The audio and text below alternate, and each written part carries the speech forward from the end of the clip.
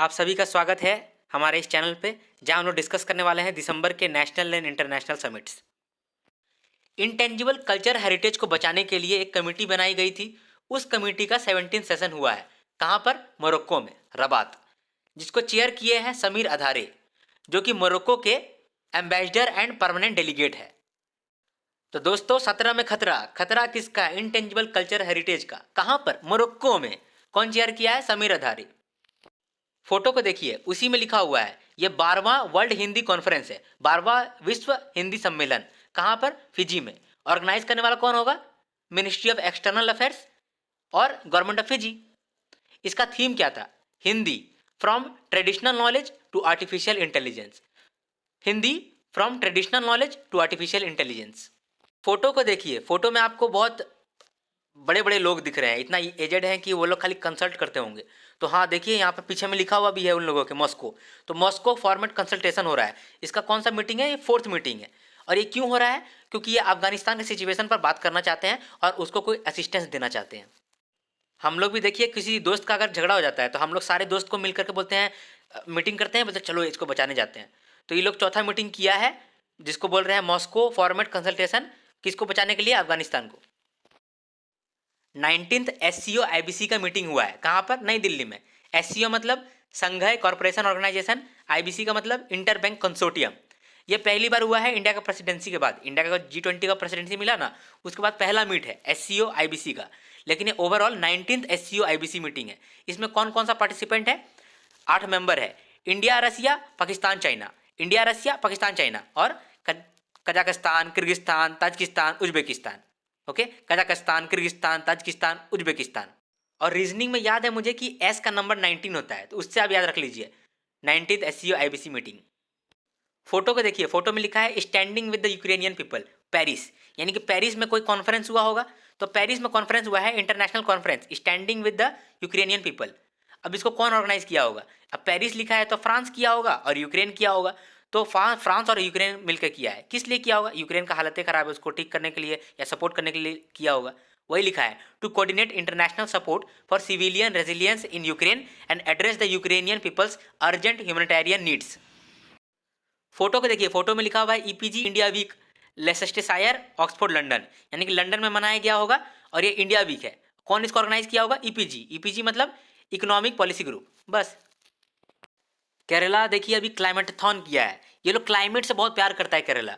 अभी जानते हैं केरला ने बहुत सारा क्लाइमेट के लिए काम किया है, तो यहाँ पर क्लाइमेटथॉन भी काम किया है।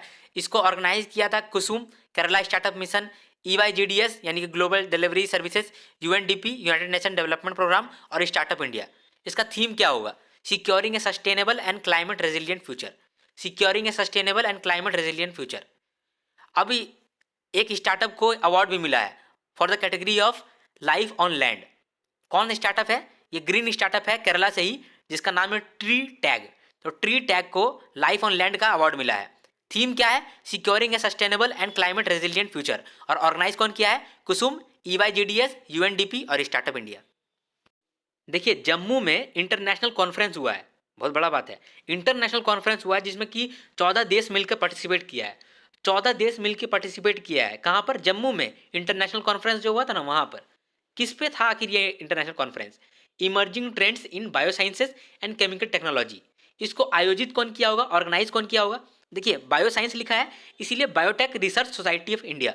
केमिकल टेक्नोलॉजी लिखा है, इसीलिए यहाँ पर है CSIR, Indian institute of integrative medicine. और जम्मू में है तो Shri Mata Vaishno Devi university, Shri Mata Vaishno Devi university. Ministerial plenary हुआ है। प्लेनरी का मतलब था मीटिंग। तो मिनिस्टर लोग का मीटिंग हुआ है। कहाँ पर? Abu Dhabi. देखिए, वहाँ पीछे में लिखा हुआ भी है, फोटो के पीछे में, अबू धाबी स्पेस डिबेट। तो वही लोग ऑर्गेनाइज किया होगा, इसीलिए लोग फोटो डाला है। तो अबू धाबी में ही हुआ है, अबू धाबी स्पेस डिबेट के द्वारा। और किस चीज़ पे ये मिनिस्टीरियल प्लेनरी हुआ है? Role of foreign policy in enabling space diplomacy and international cooperation. इसको याद रखिए, फॉरेन पॉलिसी का क्या रोल है in enabling space diplomacy and international cooperation. Photo में ही देखने से लग रहा है कि वो लड़की के साथ कोऑपरेट करना चाहता है, लेकिन लड़की तो इंटरेस्ट ही नहीं है। जोक मारा है, जोक। फोटो को देखिए, फोटो में लिखा है global technology summit. Global technology summit होने वाला है। इसको कौन होस्ट कर रहा है? ऊपर में लिखा हुआ है कार्नेगी इंडिया और मिनिस्ट्री ऑफ एक्सटर्नल अफेयर्स। ठीक है, थीम क्या होगा? जियो पॉलिटिक्स ऑफ टेक्नोलॉजी। सारा फोटो में ही देखिए, जियो पॉलिटिक्स ऑफ टेक्नोलॉजी पर बात किया होगा ग्लोबल टेक्नोलॉजी समिट में, जिसको होस्ट किया है कार्नेगी इंडिया और मिनिस्ट्री ऑफ एक्सटर्नल अफेयर्स। इस फोटो को दिमाग में छाप लीजिए। It is India's annual flagship event on Jio technology. तो जियो टेक्नोलॉजी के लिए ये इंडिया का एनुअल फ्लैगशिप इवेंट है। तो वर्ल्ड आयुर्वेदा कांग्रेस एंड आरोग्य एक्सपो 2022 ये हेल्ड किया गया है कहाँ पर? गोवा में। ये नवा है। क्या है? वर्ल्ड आयुर्वेदा कांग्रेस एंड आरोग्य एक्सपो। इसको ऑर्गेनाइज किया है ministry of Ayush and world Ayurveda foundation. World Ayurveda foundation world के लिए और इंडिया के लिए मिनिस्ट्री ऑफ आयुष। और थीम क्या है? Ayurveda for one health. Ayurveda for one health. इसमें एक ग्लोबल प्लेटफॉर्म तैयार किया जा रहा है जिसमें कि बहुत से लोग, बहुत सारे देशों के लोग अपना आइडिया को और थॉट को एक्सचेंज कर पाएंगे आयुर्वेद को लेकर के, और इससे आयुर्वेद कॉमर्स बढ़ेगा। तो आयुर्वेद कॉमर्स को बढ़ाने के लिए एक ग्लोबल प्लेटफॉर्म देने वाला है। किसमें देने वाला है? वर्ल्ड आयुर्वेदा कांग्रेस एंड आरोग्य एक्सपो, जो कि गोवा में हुआ है। और कौन उसको हेल्ड किया है? वर्ल्ड की तरफ से वर्ल्ड आयुर्वेदा फाउंडेशन, इंडिया की तरफ से मिनिस्ट्री ऑफ आयुष। आईजीएफ बहुत फेमस है। आईजीएफ का मतलब होता है इंटरनेट गवर्नेंस फोरम। अब जो यूएन आईजीएफ है वो एक तरह का ऐसा प्लेटफॉर्म है जहां पर बहुत सारे जो मल्टी स्टेक होल्डर्स इंटरनेट से रिलेटेड जो भी इशू है, पब्लिक इशू, उसको सॉल्व करने के लिए डिस्कस करते हैं। अभी जैसे यूएन आईजीएफ है, उसी तरह इंडिया का भी आईजीएफ है। तो इंडिया इंटरनेट गवर्नेंस फोरम, इसको 2022 में हेल्ड किया गया। और इसका थीम क्या है? Leveraging टेकेड for empowering Bharat. मतलब भारत को एम्पावर करने के लिए हम लोग टेकेड को यूज़ करेंगे। टेकेड मतलब टेक्नोलॉजी प्लस डिकेड। इस डिकेड में टेक्नोलॉजी बहुत फास्ट हम लोग का ग्रो कर रहा है, तो हम लोग उसको ही लेवरेज करेंगे। तो थीम है लेवरेजिंग टेकेड फॉर एम्पावरिंग भारत। तो न्यू दिल्ली में 8th इंडियन सेटकॉम 2022 हुआ है। इसको ऑर्गेनाइज किया है ब्रॉडबैंड इंडिया फोरम। और जो चेयरमैन है telecom regulatory authority of India, TRAI का जो चेयरमैन है, वो कहा है कि India will be the first country to auction satcom spectrum, satellite communication spectrum, aiming at attracting investment in satcom sector. यहाँ पर याद रखने का एक ही चीज़ है कि ये ब्रॉडबैंड इंडिया फर्म के द्वारा ऑर्गेनाइज है और ये फर्स्ट कंट्री है टू ऑक्शन सेटकॉम स्पेक्ट्रम। तो देखिए आईओटी और मशीन टू मशीन के लिए ग्लोबल कॉन्फ्रेंस आयोजित किया गया। कहाँ पर? दिल्ली में। अब इसको ऑर्गेनाइज कौन कर रहा है? सी डॉट मतलब centre for development of telematics in association with TSDSI, department for telecommunication and telecommunication standards development society India. Theme क्या है? Growth of IoT M2M ecosystem through standardised implementation. Photo को देखकर कब याद रखने का कोशिश कीजिए। ग्लोबल कॉन्फ्रेंस हुआ है किसके लिए? Growth of IoT and M2M ecosystem through standardised implementations. देखिए जो टेररिस्ट होता है या फिर सेपरेटिस्ट होता है या एक्सट्रीमिस्ट होता है, जो टेररिस्ट होता है, सेपरेटिस्ट होता है और एक्सट्रीमिस्ट होता है, वो लोग इंटरनेट का बहुत मिसयूज़ करता है। तो उसको बचाने के लिए 3rd SCO रैट्स हुआ है, Shanghai cooperation organisation regional anti terrorist structure. तो प्रैक्टिकल सेमिनार हुआ है on securing the cyber space frontiers. Organise किया है इसको NSCS in association with DSCI, NSCS in association with DSCI, national security council secretariat in association with data security council of India. SCO RATS का member states को आप एक बार पढ़ लीजिए। Inclusive conclave हुआ है न्यू दिल्ली में। इंक्लूसिव कॉन्क्लेव हुआ है, इसका मतलब किसी को तो ये ज़्यादा नॉलेज देगा, किसी को इंक्लूड करेगा नॉलेज में। तो किसको इंक्लूड करने वाला है? ये लोग नॉलेज देने वाला है एथलीट्स विथ डिजेबिलिटीज़ को। जो भी डिजेबल एथलीट्स है उसको नॉलेज देने वाला है, एजुकेशन देने वाला है। किस चीज़ को लेकर के? एंटी डोपिंग को लेकर के। एंटी डोपिंग को लेकर के एजुकेशन देने वाला है। किसको? Athletes with disabilities. अब एंटी डोपिंग को लेकर के एजुकेशन देने वाला तो कौन होस्ट करेगा इसको? National anti doping agency, national anti doping agency NADA India. Inclusive conclave hosted by national anti doping agency. 7वां पेट्रोकेमिकल कॉन्क्लेव हुआ है।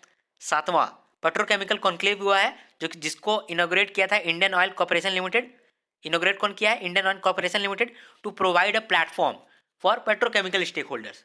किस लिए? To deliberate on the opportunities and challenges and brainstorm on the impacts of energy transition, crude oil to chemicals, industry 4.0। Crude oil से chemicals में जो हम लोग एनर्जी ट्रांजिशन कर रहे हैं, इसका क्या इम्पैक्ट पड़ने वाला है, इसको डिस्कस वगैरह करने के लिए इंडियन ऑयल कॉर्पोरेशन लिमिटेड ने पेट्रोकेमिकल कॉन्क्लेव, 7वां पेट्रोकेमिकल कॉन्क्लेव को इनॉग्रेट किया है। तो क्लॉज का सेमिनार हुआ है दिल्ली कैंट में। क्लॉज मतलब centre for Land Warfare Studies. इन लोगों का सेमिनार हुआ है दिल्ली कैंट में। इसका थीम क्या था? Civil military integration the way forward. Photo देखिए, civil military integration the way forward.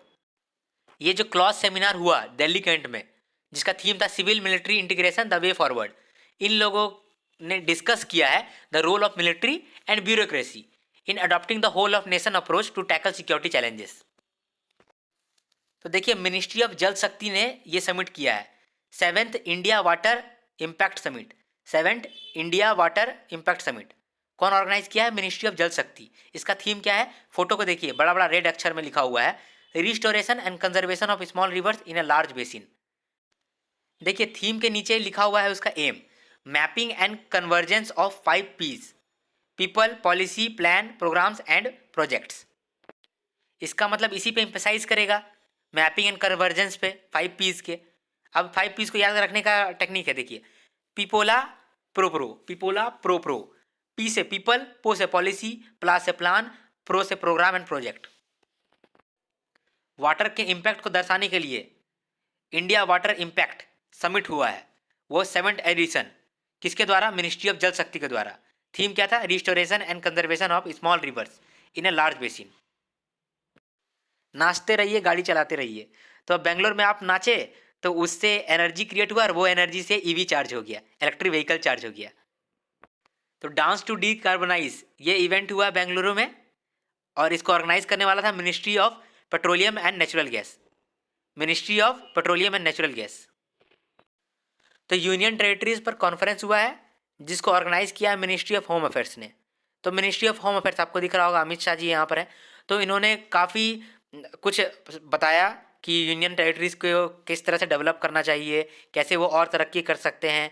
बाकी हमारे देश को देखो, बाकी हमारे देश में जो जो भी स्कीम्स फॉलो किए हैं उस तरह से आप लोग भी फॉलो करो, जैसे लोग वोकल फॉर लोकल, आत्मनिर्भरता या टूरिज्म को सेक्टर को बूस्ट करना, ये सब चीज़ बताया गया इस कॉन्फ्रेंस में। तो लिखा हुआ है to come together and work synergistically on a common platform to achieve the national objectives and vision and take the country forward in the journey of development. तो 13 नेशनल गुड गवर्नेंस वेबिनार हुआ है, 13 national good governance webinar हुआ है। ये हर month एक वो webinar होता था और डिफरेंट थीम रहता था। इससे क्या चीज़ बताना चाह रहा था? इससे ये चीज़ बताना चाह रहा था कि देखो, अगर मान लीजिए कोई स्टेट में कोई स्कीम या फिर कोई इनिशिएटिव बहुत अच्छा से काम किया है, तो उस इनिशिएटिव को पूरे देश में अलग अलग राज्यों तक पहुंचाना, कि वो लोग भी इसका डुप्लीकेट करके अपने अपने राज्य को आगे बढ़ाए, उसको डेवलप कर पाए। तो जो अच्छा इनिशिएटिव है, अच्छा आइडिया था, वो आइडिया को पूरा देश भर फैलाने के लिए ये वेबिनार किया गया। इसीलिए अलग अलग थीम पर अलग अलग मंथ ये गुड गवर्नेंस वेबिनार्स हुआ था, और ये total 13 national good governance webinars हुआ है। इसका वर्चुअल सेशन हुआ है, याद रखिएगा।